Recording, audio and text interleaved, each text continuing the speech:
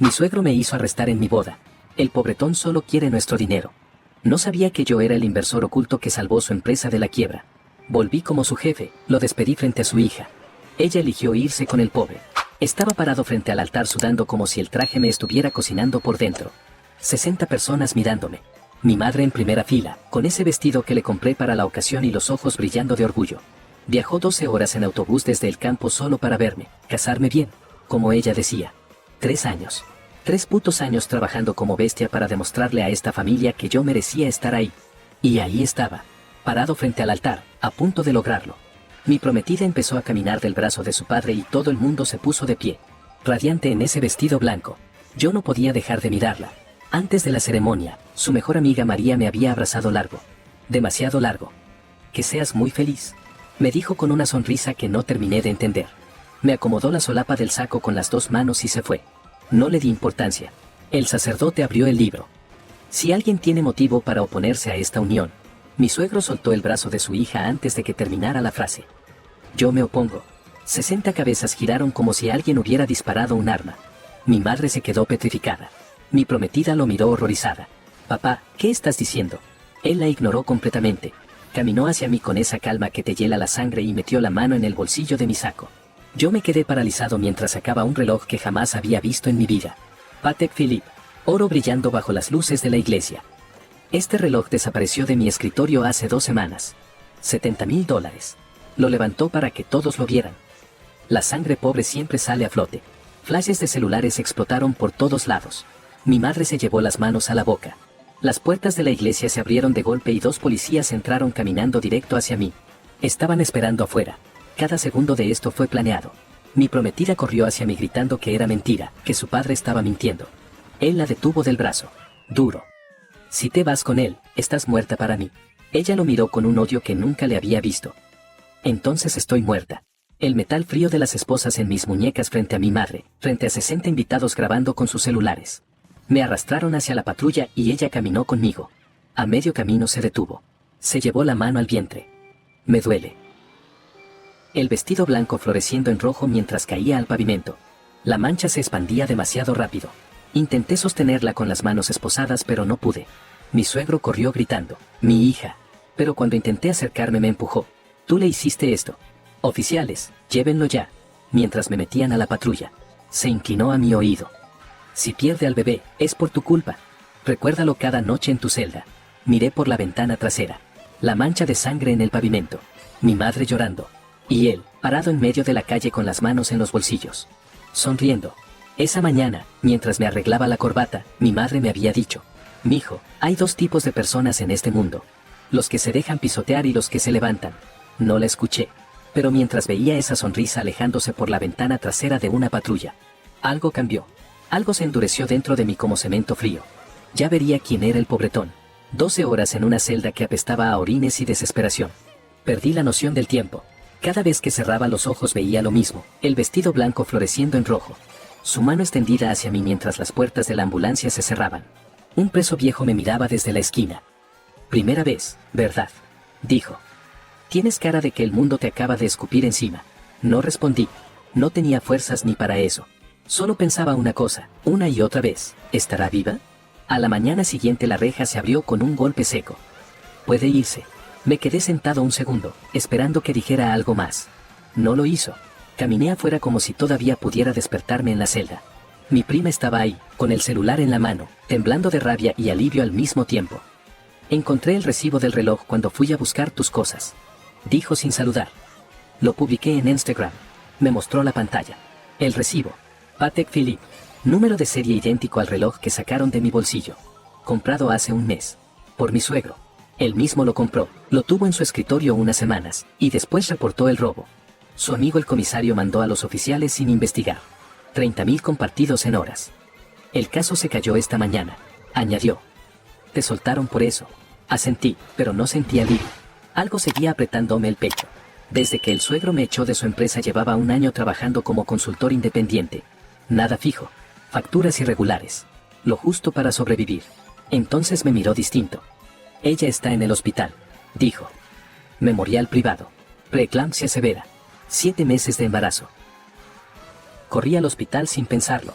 El aire me ardía en los pulmones cuando llegué a recepción. Vengo a ver a mi prometida. La recepcionista escribió mi nombre. Miró la pantalla y frunció el ceño. Dudó antes de hablar. Su nombre está en la lista de personas restringidas. Su padre presentó una solicitud de orden de restricción de emergencia. Acusación de abuso psicológico. Sentí que el piso se me iba. Intenté explicarle que estaba embarazada, que yo era el padre. Le pedí que llamara a un médico, a alguien. No me miraba a los ojos. 2 guardias ya estaban detrás de mí. Me tomaron de los brazos y me sacaron a la fuerza. Afuera me quedé quieto, sin saber a dónde ir. Respiré hondo y levanté la vista casi sin pensar. 3er piso.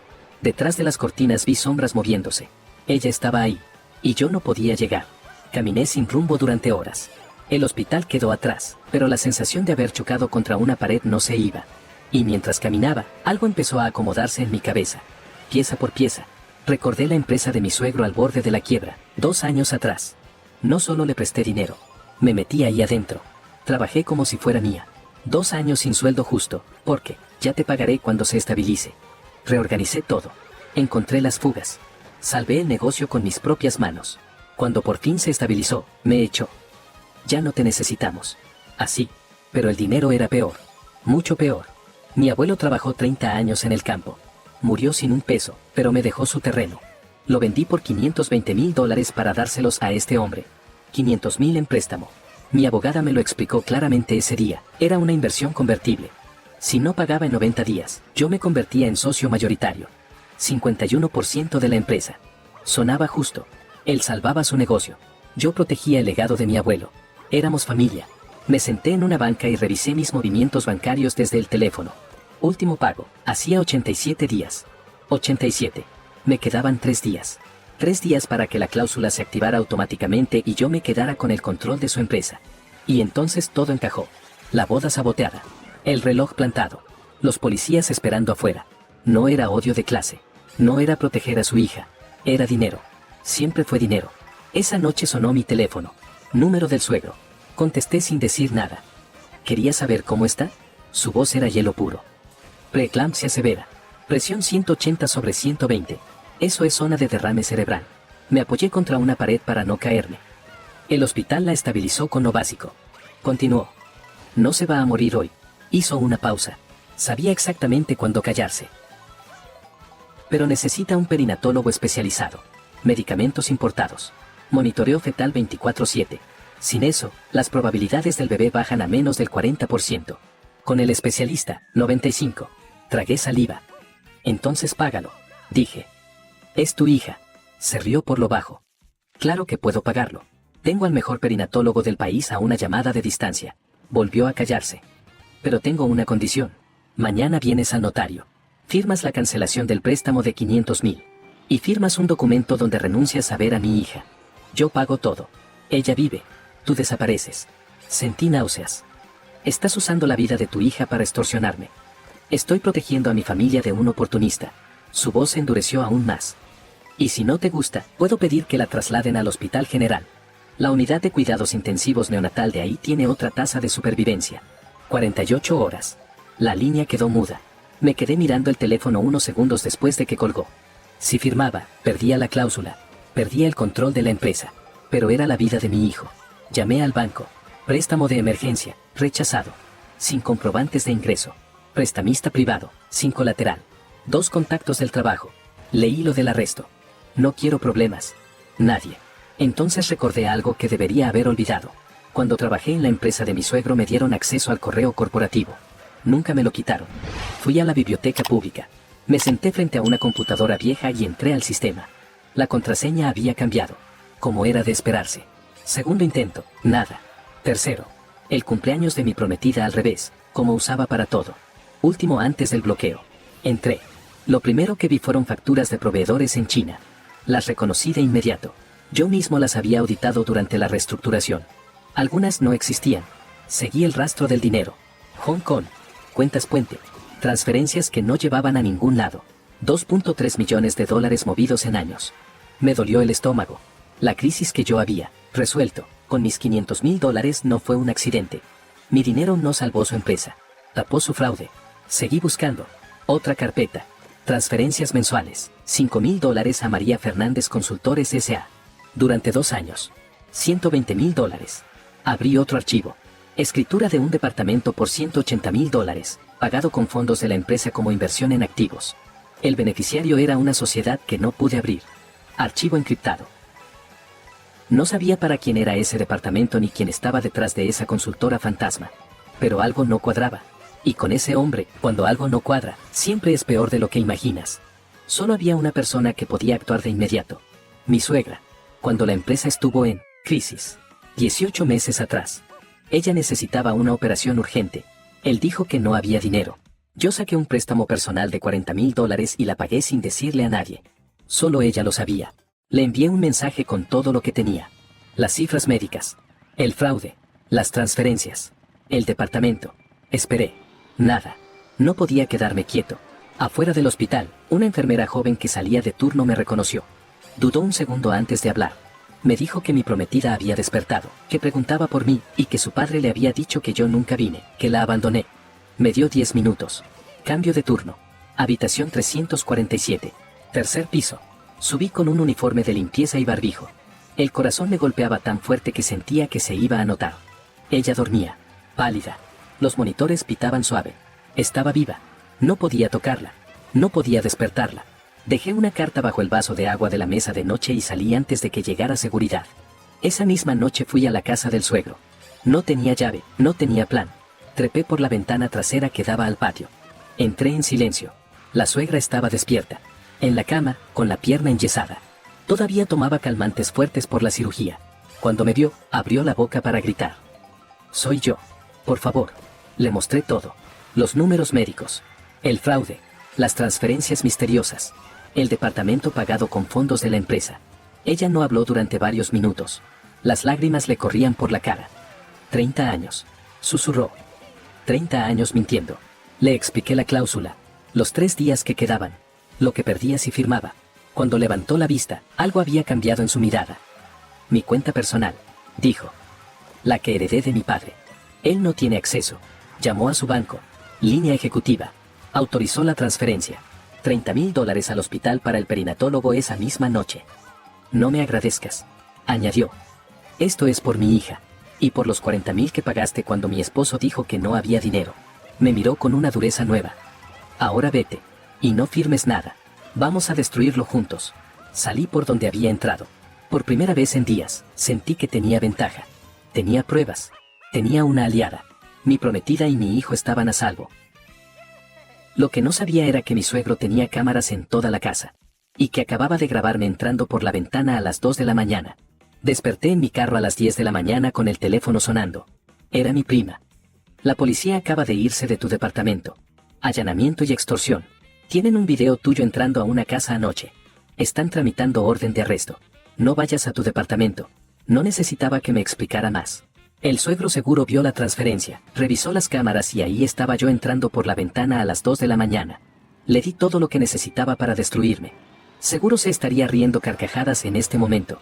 Ya ni siquiera pude volver por mis cosas. Cuando me acerqué a mi departamento alcancé a ver las patrullas por la esquina. Di la vuelta y caminé rápido hacia el metro sin mirar atrás. Necesitaba saber qué tan jodido estaba. Llamé a mi abogado desde un teléfono público. El video es claro, me dijo.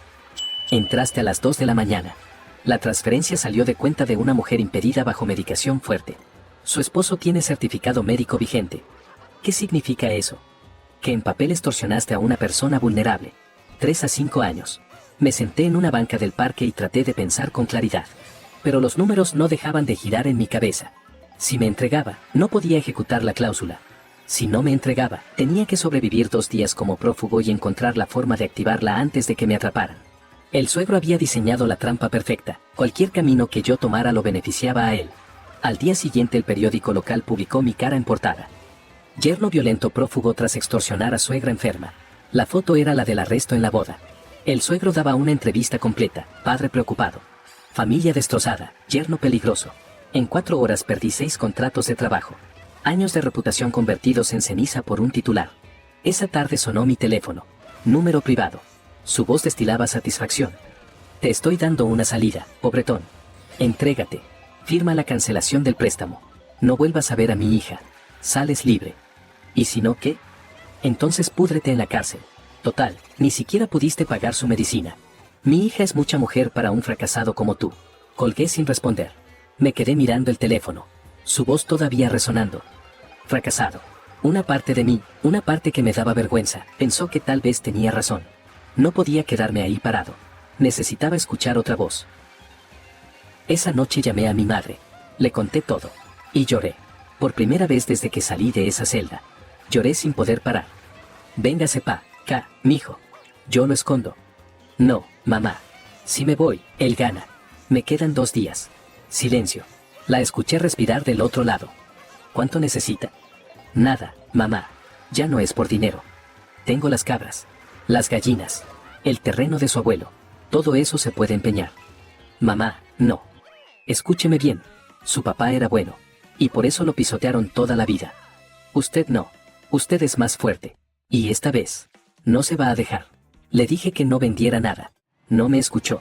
Colgué y me quedé sentado en el carro. En silencio, con las palabras de mi madre dándome vueltas.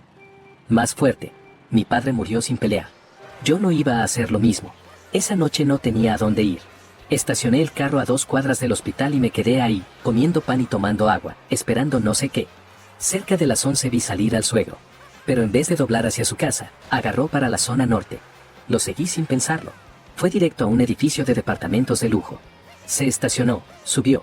Y una mujer lo recibió en la puerta. Desde mi carro solo alcancé a ver la silueta. Beso en los labios. La puerta se cerró. Le tomé fotos con el teléfono pero estaba demasiado lejos y demasiado oscuro. No pude ver quién era ella. Solo sabía que tenía amante. Pero no sabía que la respuesta ya la tenía frente a mis ojos. Al día siguiente, la enfermera me contó algo que me revolvió el estómago. María había visitado a mi prometida esa tarde. Su mejor amiga, la que la abrazó en la boda, se sentó junto a su cama y le dijo con voz suave: tu padre solo quiere protegerte. Ese hombre te va a destruir la vida. Y mi prometida, que llevaba días sola en esa cama, sin saber nada de mí, escuchando de su propio padre que yo la había abandonado, casi le creyó. Después de todo, María era la única persona que seguía visitándola. Cuando la enfermera me dijo eso, supe que no podía esperar más. Esa noche volví a entrar. 4 de la mañana. Uniforme de limpieza. Escaleras de servicio. 3er piso. Ella estaba despierta esperándome.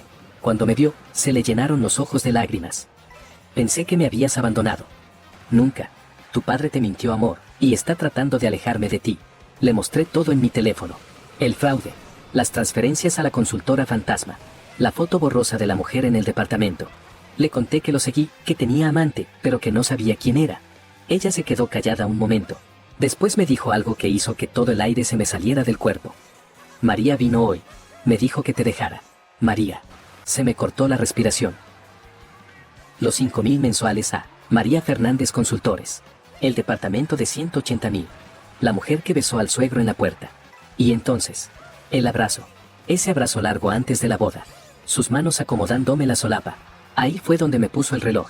La mejor amiga de mi prometida se acostaba con su padre. Y juntos me destruyeron en el altar. Pero necesitaba confirmarlo. Todavía no dije nada. Solo le pedí otra cosa. Que me ayudara desde adentro. Que le sacara información a su padre. Que fingiera estar de su lado. Le di un teléfono prepagado y salí antes de que llegara seguridad. Al día siguiente ella hizo su parte. Se tragó el asco y le preguntó a su padre con voz de niña asustada: papá, ¿qué va a pasar con nosotros? ¿Con la empresa? No te preocupes, mi amor. Todo está bajo control. ¿Y si él aparece? No va a aparecer. Y si aparece, la policía lo estará esperando. Ella siguió empujando. Con cuidado. ¿Qué pasará con la empresa de mamá y tuya? Él la miró un segundo y se le escapó algo que no debió decir.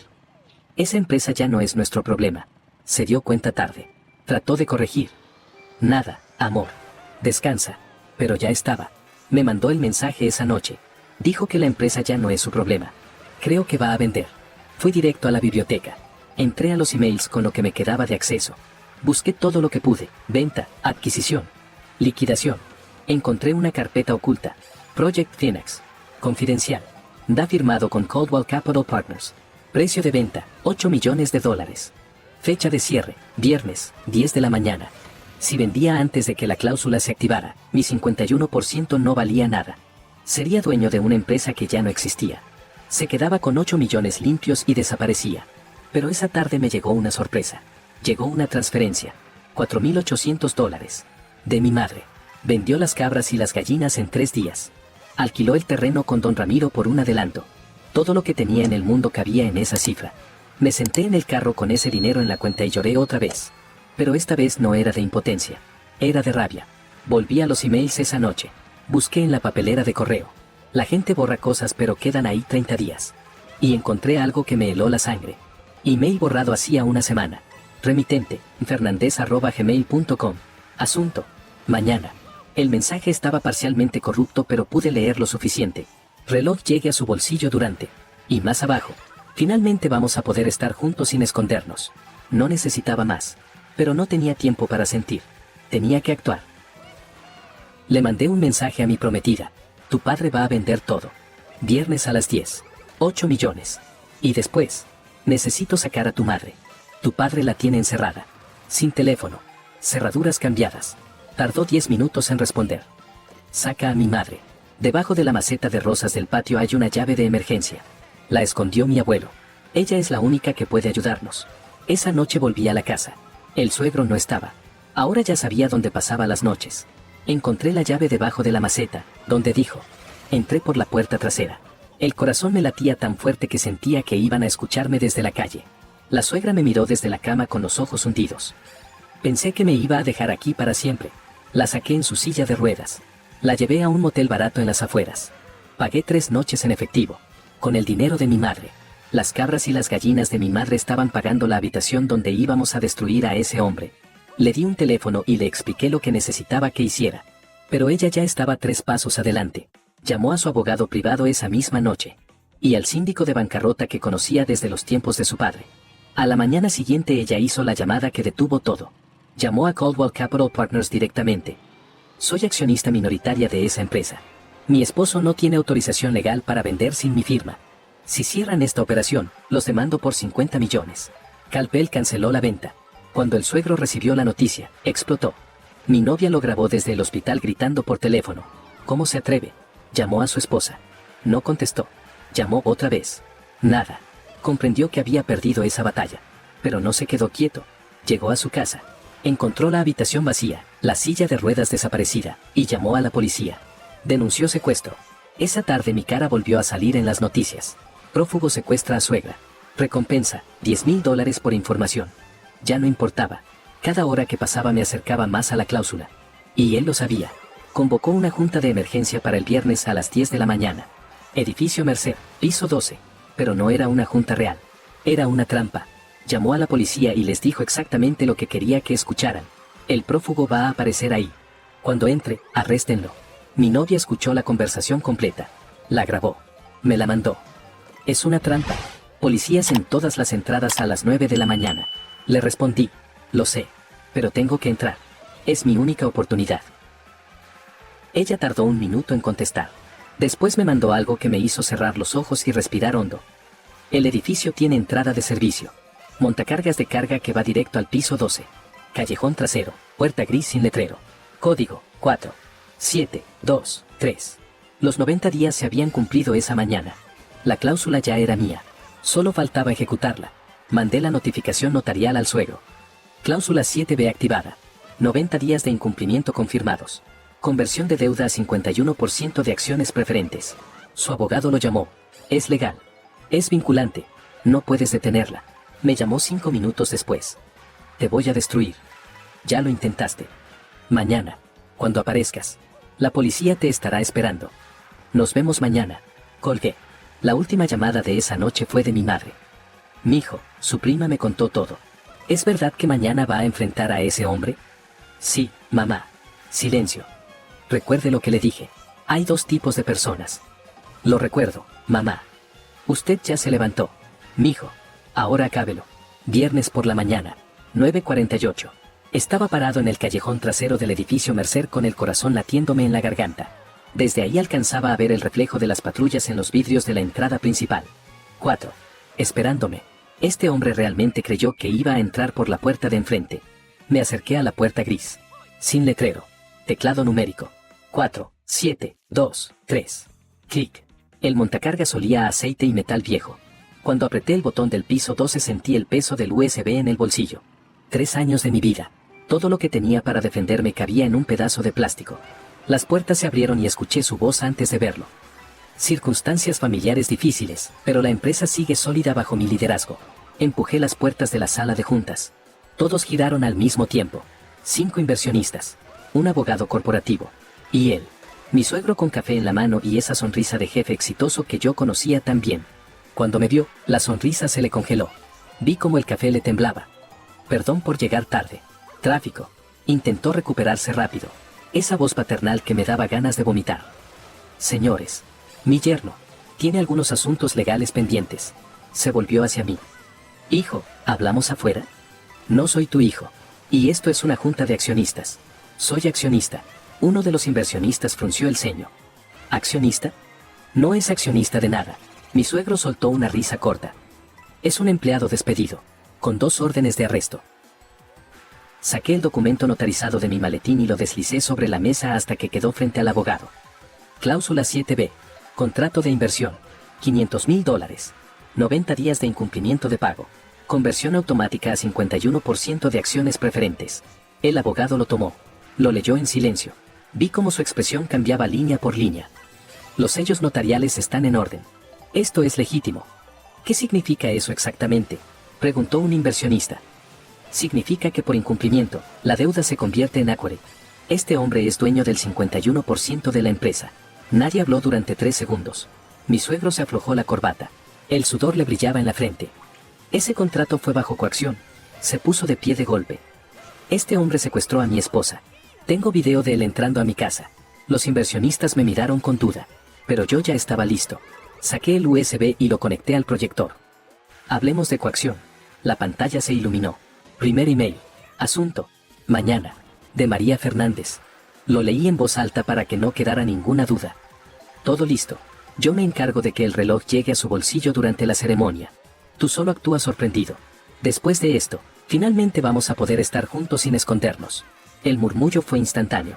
Mi suegro abrió la boca pero no le di tiempo. Email enviado el día antes de mi boda. María Fernández.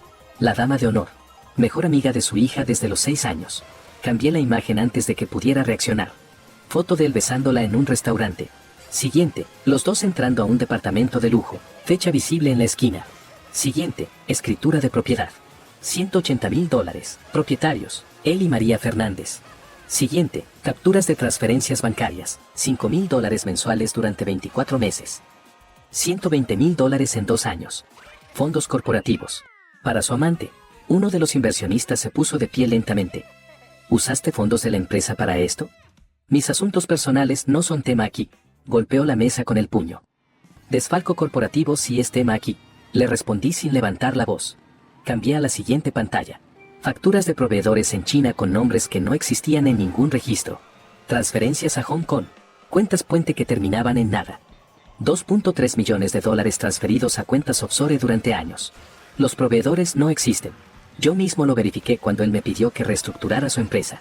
La crisis que salvé con mis $500,000. La causó él. Mi dinero no salvó su empresa. Tapó su fraude. El abogado se puso de pie, pálido. Mi suegro estaba acorralado y lo sabía. Son falsificaciones.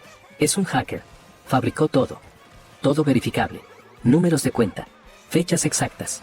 Sus firmas digitales. Lo miré directamente a los ojos. Y todavía falta lo peor. Última pantalla. 2 emails, uno al lado del otro. Primer email, para la administración del Hospital Memorial. No autoricen extensión de cobertura especializada para paciente en habitación 347. Mantengan protocolo estándar. No es urgente. Dejé que lo leyeran. Que cada palabra les entrara. Segundo email, para María Fernández. Enviado 20 minutos después. Unos días más con el tratamiento básico y el pobretón va a firmar lo que sea. El silencio fue tan denso que podías escuchar la respiración de cada persona en esa sala. Uno de los inversionistas miró hacia la ventana como si no pudiera sostenerle la mirada a nadie. Su hija tenía preeclampsia severa. La presión por las nubes. Los doctores dicen que si no baja, puede darle un derrame. Mi suegro estaba temblando. Le vi las manos agarrando el borde de la mesa como si fuera lo único que lo sostenía de pie. Pero todavía le quedaba una carta. Sacó su teléfono y reprodujo un audio. Una voz débil, arrastrada por medicación. Mi esposo nunca haría eso. Ven, dijo. Mi propia esposa. La que él secuestró. Ella confirma todo. Lo miré sin moverme. Y sonreí. Esa grabación tiene 2 días. ¿Quiere escuchar una de hace 10 minutos? Vi cómo la sangre le desaparecía de la cara. Las puertas de la sala se abrieron. Su esposa, en silla de ruedas, empujada por una enfermera, y en su regazo, una grabadora digital con la luz roja encendida. ¿Qué haces aquí? Su voz salió como un chillido. Escuché todo lo que dijiste aquí. Presionó play. Su propia voz llenó la sala. Mis asuntos personales no son tema aquí. Mi esposa va a confirmar todo porque siempre hace lo que le digo. Ella lo miró directamente. 30 años de silencio destilados en una sola frase. 30 años haciéndolo. Ya no más. Sacó un sobre amarillo arrugado de su bolso. Testamento de mi padre. El real. Antes de que lo alteraras después del funeral. Mi padre tenía el 70% de esta empresa. Él tenía 30. Cambió los números a 50 y 50 cuando mi padre murió. Robó mi herencia durante 20 años. El abogado leyó el documento. Levantó la vista. Esto es falsificación de testamento. Fraude documental. Mi suegro se agarró la cabeza con las dos manos. Empezó a balancearse en la silla como si el mundo se le estuviera cayendo encima. Y entonces la laptop en la mesa de juntas se encendió. Conexión de video entrante. Mi prometida apareció en pantalla. Pálida como papel, cables conectados, pero con los ojos más duros que le había visto en la vida. Papá. Él levantó la cabeza. Algo en su expresión se rompió al verla así. Hija, mi amor. No. Leí tus mensajes con María. Cada uno. Vi el email al hospital. Que sufra unos días más. Escuché esta junta completa. Todo fue para protegerte de ese interesado. ¿Protegerme? Su voz se quebró pero no cedió. ¿Dejarme morir por tu orgullo era protegerme? El monitor cardíaco empezó a pitar más rápido. Una enfermera entró corriendo al cuadro. Ella me miró a través de la cámara. Después miró a su padre. Y lo que dijo lo dijo con una calma que cortaba más que cualquier grito. Estás muerto para mí. Y colgó. La sala quedó en silencio. Mi suegro se derrumbó sobre la mesa. Sollozó como un niño. Todo lo que había construido en 30 años se estaba desmoronando frente a 5 inversionistas que ya no lo miraban. Me puse de pie. Como accionista mayoritario, convoco voto inmediato. Destitución del director por fraude, desfalco y conducta criminal. ¿Quién vota a favor? 5 manos arriba. Una por una. El abogado también levantó la mano. Aprobado. Ya no eres director de nada. Por un segundo pensé que se había acabado. Que ya no le quedaba nada. Pero levantó la cabeza con la cara destruida y sonrió. Da igual. Ya vendí la empresa. Calpel Capital. $8 millones. Renegocié en privado después de que tu madrecita canceló la primera vez. Transferencia programada para hoy después de esta junta. Se limpió las lágrimas. Esa sonrisa de mierda regresó a su cara. La misma que usaba cuando creía que tenía el control. Tu 51% no vale nada. Mientras tú jugabas al detective, yo cerré el trato. 8 millones limpios. Cuenta en Suiza. Me señaló. Tú te quedas con acciones de una empresa vendida. Los inversionistas se miraron confundidos. Uno preguntó, ¿ya cerraste la venta? Solo falta la transferencia. Por eso los convoqué. Para que vieran cómo este pobretón pierde todo otra vez. Se puso de pie. Caminó hacia mí. Se acercó tanto que olí su colonia cara. Y susurró lo suficientemente alto para que todos escucharan. ¿Sabes qué es lo más gracioso? Que de verdad creíste que podías ganarme. Un pobretón con delirios de grandeza. Se volvió hacia los inversionistas. Ustedes son testigos. Este hombre entró ilegalmente. Mostró documentos robados. Difamó mi nombre. Y todo para nada. Porque yo ya gané. Sentí como si me hubieran pateado el estómago. 3 años. El terreno de mi abuelo. Las cabras de mi madre. Dormir en mi carro comiendo pan. ¿Para nada? Los inversionistas empezaron a levantarse. Esto ya no tiene sentido. Mi suegro me guiñó el ojo. La sangre pobre siempre sale a flote, ¿verdad? Y entonces sonó su teléfono. Lo sacó del bolsillo sin dejar de mirarme. Como si quisiera que yo viera su cara de victoria mientras contestaba. Sí. Vi cómo su expresión cambiaba y se ponía pálido. ¿Cómo que transferencia rechazada? No. La cuenta estaba abierta. Verifiqué esta mañana. La voz del otro lado se escuchó en el silencio de la sala. Cuenta congelada hace 40 minutos. No pudimos depositar. Cancelamos la venta. El síndico ya aceptó otra oferta. Efectivo inmediato. Lo siento. Le colgaron. Se quedó mirando el teléfono. 2 segundos. 5. 10. Después giró lentamente hacia su esposa. Tú. Ella sacó una carpeta gruesa y la dejó caer sobre la mesa.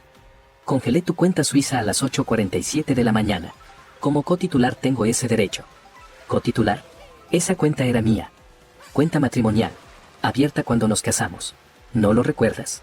Se inclinó hacia adelante. Claro que no. Porque nunca me consultaste nada. Asumiste que era tuya. ¿Cómo asumiste que yo era tuya? Abrió la carpeta.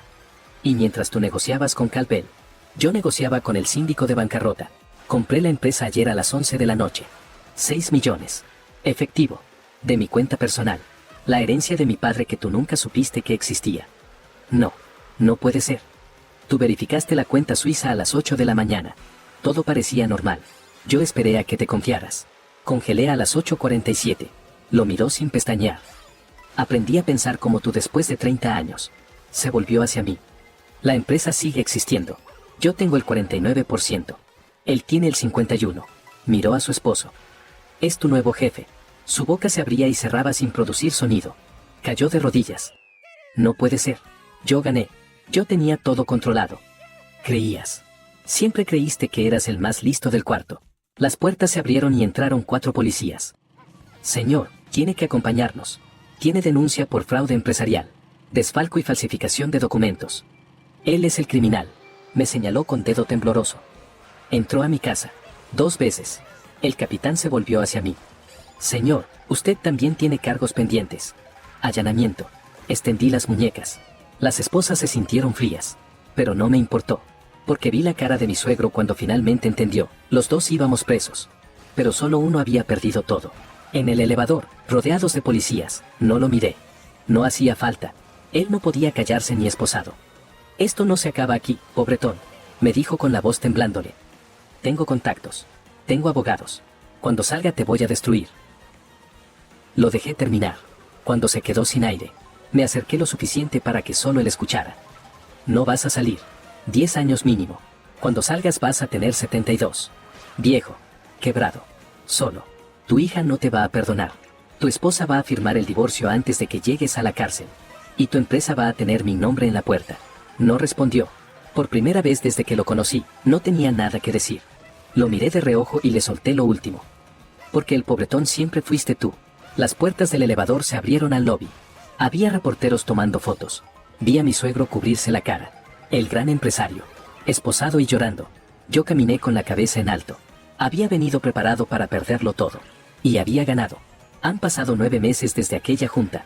Mi caso se cayó rápido. Mi suegra declaró que ella me invitó a entrar, que sabía que iría y que nunca fue secuestro. Los cargos se cerraron en 2 semanas. Salí libre. Él no. Fraude, desfalco, falsificación de testamento. 10 años mínimo en prisión estatal. María fue citada como cómplice en el caso del reloj y el fraude. Desde la cárcel él le firmó un poder notarial para que vendiera el departamento y pagara a sus abogados. Ella lo vendió. Y desapareció con cada centavo. Ni un peso para los abogados. Ni una visita. Ni una carta. La mujer por la que destruyó a su familia lo abandonó en cuanto dejó de ser el viejo rabo verde. Recuperé mi dinero y algo más. Ser CEO del 51% de una empresa que si funciona resulta rentable. Pero lo primero que hice no fue celebrar. Manejé directo a mi pueblo natal. Mi madre se quedó mirándome cuando le puse los sobres en las manos. Las cabras. Las gallinas. Las devolví. Hasta don Ramiro devolvió el terreno cuando le pagué el doble del adelanto. Y algo más. Le construí la casa de sus sueños, como siempre me contó.